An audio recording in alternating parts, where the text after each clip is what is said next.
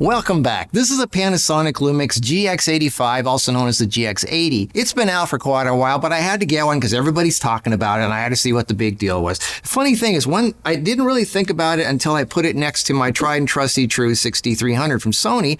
I realized right away, oh my God, these things are the exact same size, the same everything. Look at this. Same exact size, same 3-inch screen, same viewfinder, same everything. And they came out at the exact same time, January 2016, unless like they're twins.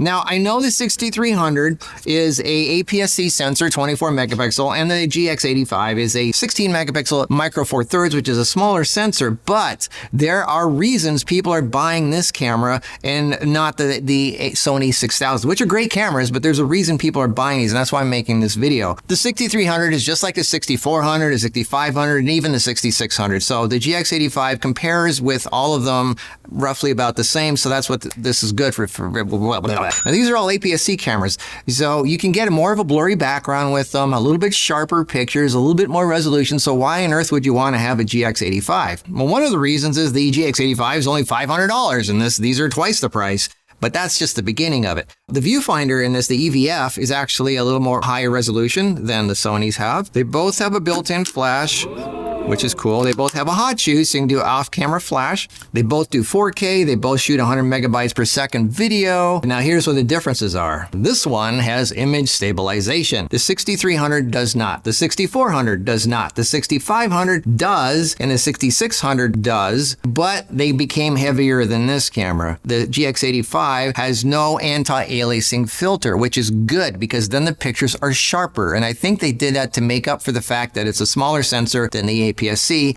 To the eye, the images almost look kind of the same because this one's sharper because it doesn't have the anti-aliasing filter. The only downside to not having any anti-aliasing filter is that when you're wearing clothes or you have some kind of pattern, you can get a moire effect with it. But other than that, it's actually sharper images with that.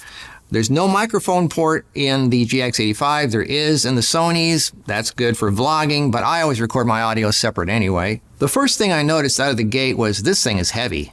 And I don't like heavy cameras. The reason it's heavy is because it has image stabilization. This one doesn't. 6400 doesn't. 65, 66 do. So why do so many people have a GX85? And why would you want to have it instead of a Sony 6000 series?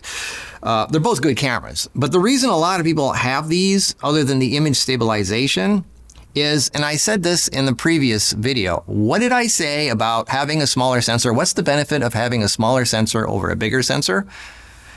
When you're shooting video, they don't overheat. The bigger sensors do, especially when you try to cram a big sensor into a small camera like this. So all the Sony 6000 series, even the 66 to some degree, after about 10-15 minutes, they overheat. Try to go out in the hot sun and see what happens when you're shooting video, especially 4K. The big sensors overheat. The smaller sensors, the micro four thirds, do not. You can shoot them a long time before anything happens, before they overheat. So that's the benefit. If you're shooting video, the GX85 is a great vlogging video camera. The Sony 6000 series, especially the 6300, for me is a better still taking camera. If you take still pictures, I suggest the Sony 6300, and if you're shooting video, I suggest the GX85. The difference in the quality of video is very negligible. If you know what you're doing, you're a good photographer, you have a good lens, this is more than good enough for most people. I mean, I can see a difference a little bit in the quality. This is a little bit more pop and wow, but for what most people are doing on YouTube, the GX85 is definitely a very good camera, and it's half the price of these. I mean, this one has been out since 2016, and it's still going for like $1,000. I saw some on Amazon for like $1,200 still. And this is the cheaper one. The 6600 goes for like $1,400. So I just thought I'd bring that up real quick because these things, they look so similar. Isn't that, I mean, almost exactly the same. I'm just amazed. I mean, look at that. It's like they copied each other. This is, I don't know. I geek out at stuff like this. It's kind of cool. For me, the size and the weight are so important. The GX85 is like a brick. It is so much heavier than this camera. I love Micro Four Thirds because they're smaller cameras, but this really isn't that small of a camera compared to my GM5, GM1, and the GX850. They're all smaller than this. This is actually an APS-C size camera. The benefit is it's not going to overheat like this one will when you're shooting video. You know what? I got this camera because I wanted to see what the big deal was. I've never even used it. I haven't taken one picture with it. I haven't ran any video through it. The moment I held it in my hand, it was like, this is too heavy and it's too big. For this size and weight, I might as well get APS-C.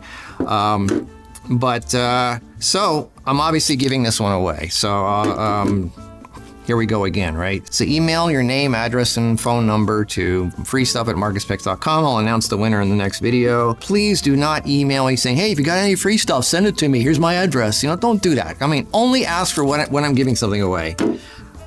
Anyway, so, all right, so there's the differences. These are both great cameras, really good. Half the price of this one, smaller sensor, but longer video.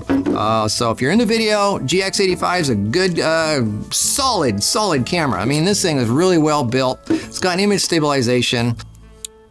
Right now, they both have Sigma 56s on. That's my favorite portrait lens. And for whoever wins this camera, I'm going to include my famous 12 to 32 zoom kit lens, which I reviewed in the last video here. Takes great pictures, very practical, especially for traveling because it's so small. I love this lens. It's really small and lightweight. So, and it's sharp. It's actually a really sharp lens. I like it. I'll announce the winner in the next video. So that's it. That's just my little thing. The only reason I made this video is because hey, look how similar these things are. That's the only reason I made this video. They look so similar. I'm gonna make a video about that. So that's it, just sharing the joy of photography because it's such a fun thing. It's safe, it doesn't hurt anybody. It promotes beauty and information and education and all that stuff. So, all right, I'll see you in the next video. Marcus Pix over and out.